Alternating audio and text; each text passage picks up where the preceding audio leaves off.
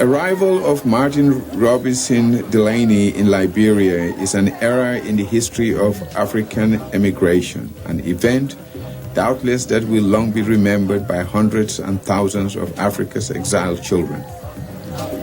Persons from all parts of the country came to see this great man.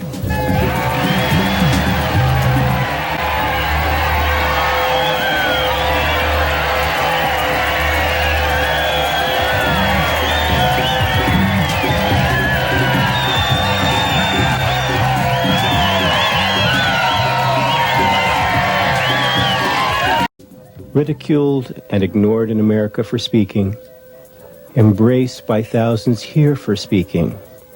How strange. The regeneration of the African race can only be affected by its own efforts, the efforts of its own self, and whatever aid may come from other sources. And it must, in this venture, succeed as God leads the movement and his hand guides the way. Face thine accusers, scorn the rack and rod. If thou hast truth to utter, speak, and leave the rest to God.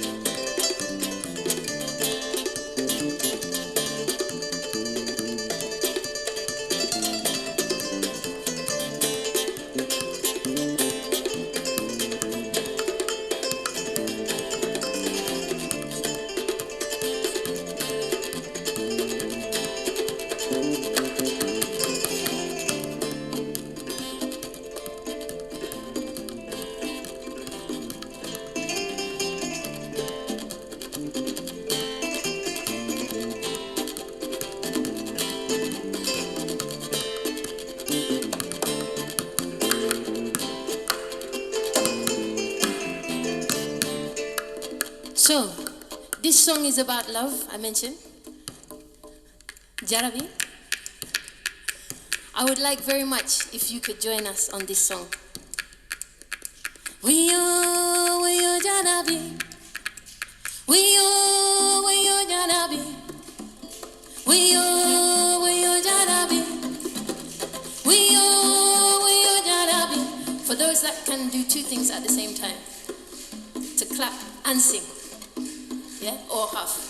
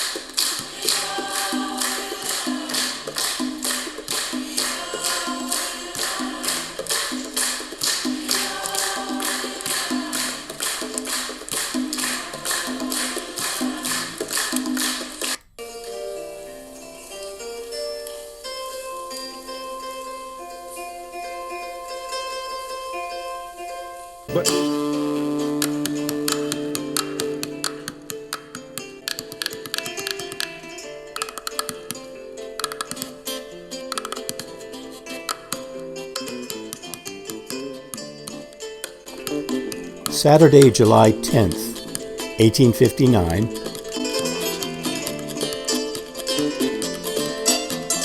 I landed on the beach at Grand Cape Mount, Robertsport, amid the joyous acclamations of the numerous natives who stood along the beautiful shore.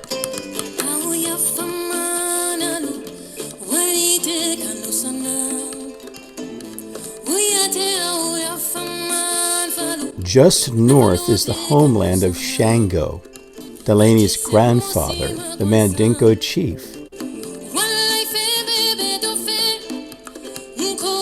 Grandma Gracie Peace told the Delany children how Shango was captured and shipped to America. A whipper tried to whip Shango in order to, as Delany said, leave him completely broken, as humble as a dog, as spiritless as a kitten. Shango was killed in a fierce fight with the other man. Grandma Gracie passed on this story to Martin. But Mandingo tribes always have a griot, or story rememberer, to pass on their story.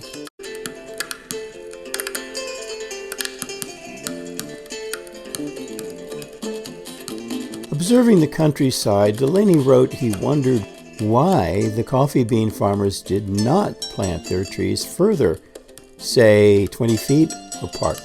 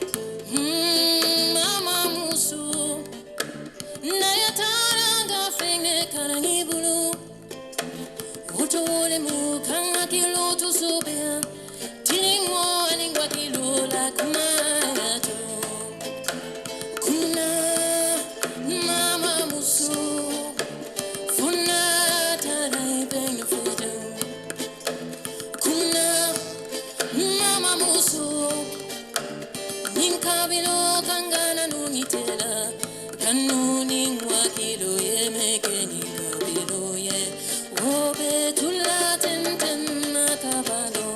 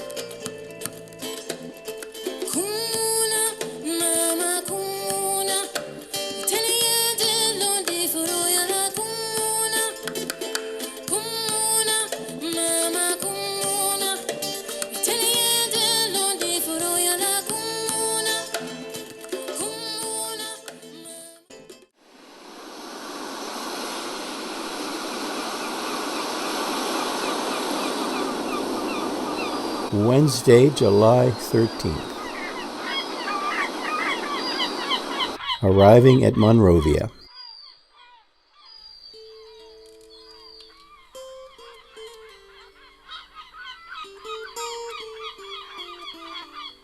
Ẹ kú ilé gbogbo ẹ̀yin èèyàn mi, mo dúpẹ́ fún bẹ́ ṣe máa ń darapọ̀ pẹ̀lú mi lórí ètò yìí, mo dúpẹ́ gan fún ìfẹ́ yín.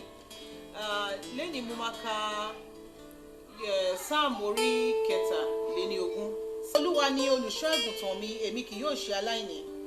Ó mú mi dùbúlẹ̀ ní pápá oko tútù, ó mú mi lọ sí ìhà omi dídákẹ́ rọ́rọ́, ó tu ọkàn mi lára, ó mú mi lọ nípa ọ̀nà òdodo nítorí orúkọ rẹ̀.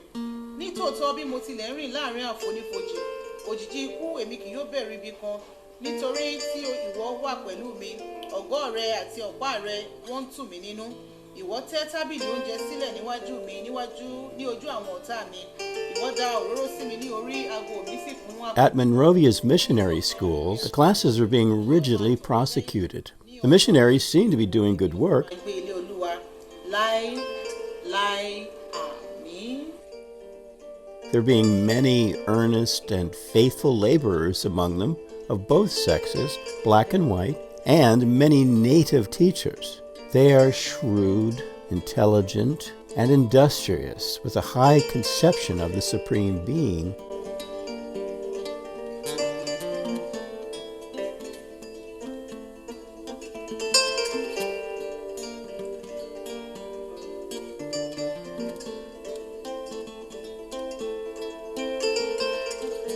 As soon as you can convince them that there is a mediator in Jesus Christ, to whom you may talk but cannot see, you make Christians of them. Many young people flee violence at home in favor of the peace-loving individuality of being a Christian.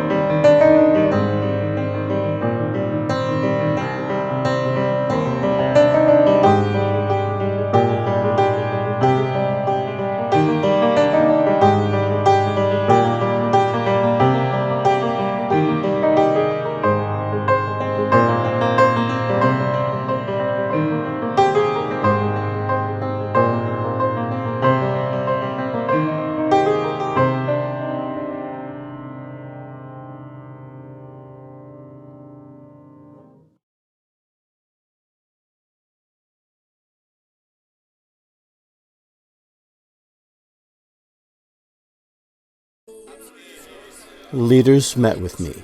Several able speeches were made.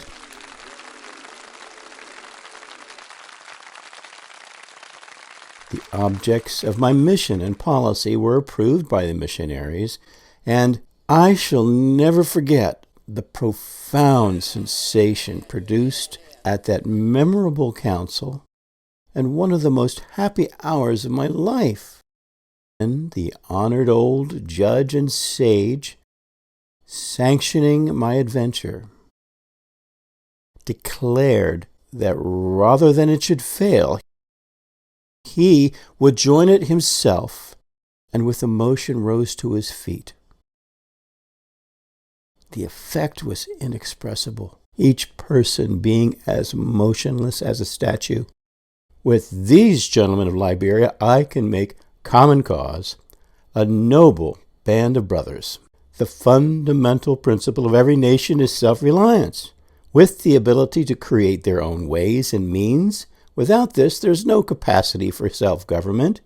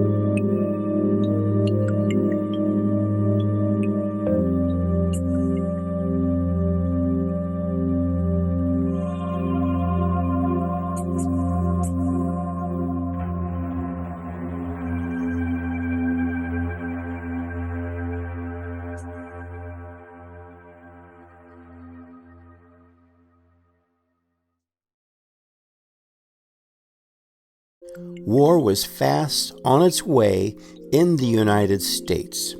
King Cotton in the slave South could be defeated, first with a blockade by warships set up by England and the United States, and secondly, if cotton farmers in Egba in West Africa united and worked hard, they could, as free men, supply England's voracious cotton mills, where so much of the world's linen was made. A new day would be born, and our brothers in America would come to resettle, not in Liberia, the brainchild of white slavers of the American Colonization Society, such as Bushrod Washington, but instead in Egba, under the laws of the Egba chieftains, joining the cotton farmers, becoming then the world capital of the free kingdom of cotton.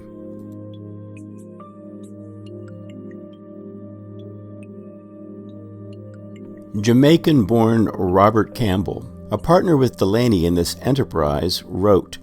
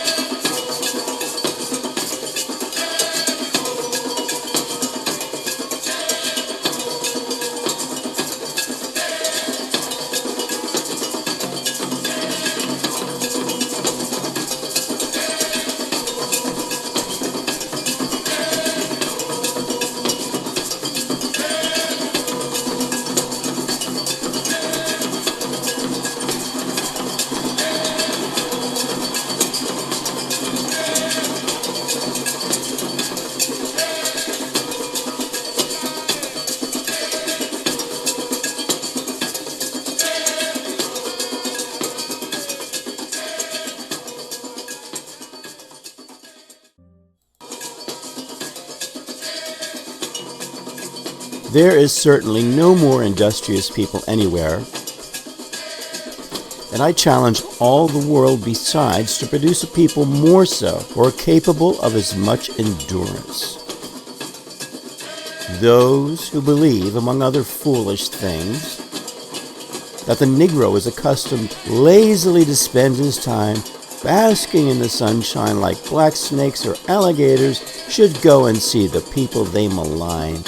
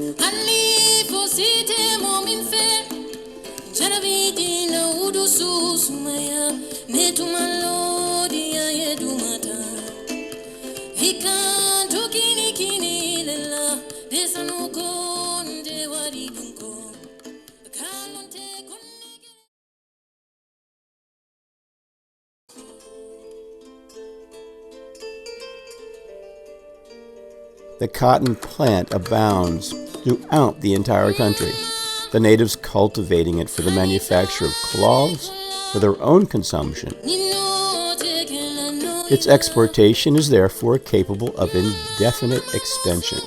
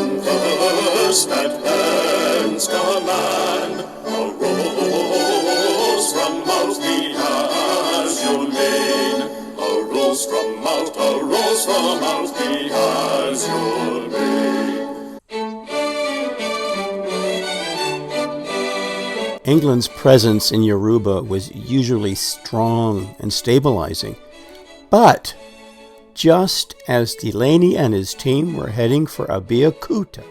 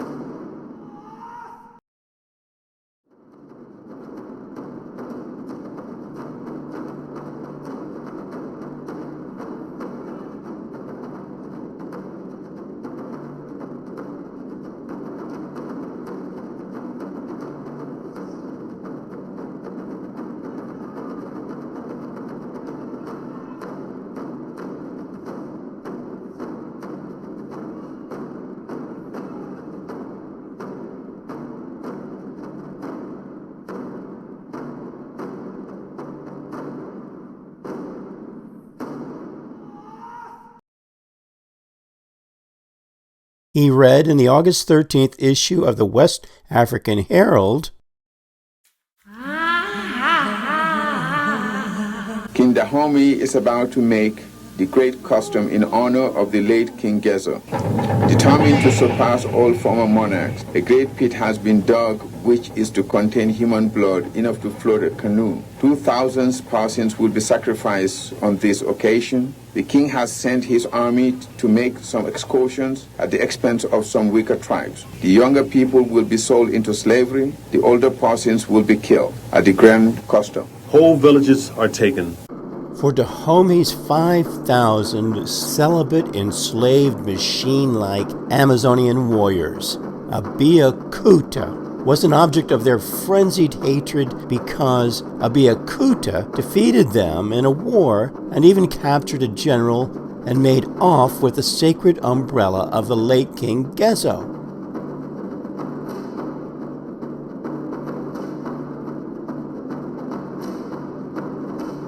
King Gezo died, some believe, because he defied a prophecy that if he invaded Abiyakuta, a safe city against slavers, he would pay the price. He tried, he was defeated, and he died in 1858. Farewell, farewell, my loving friends, farewell. The jasmine smells of Africa are tonight less fragrant than my scented memory of soft, honeysuckled summer's night breezes in Virginia long ago, and waking to the mockingbird.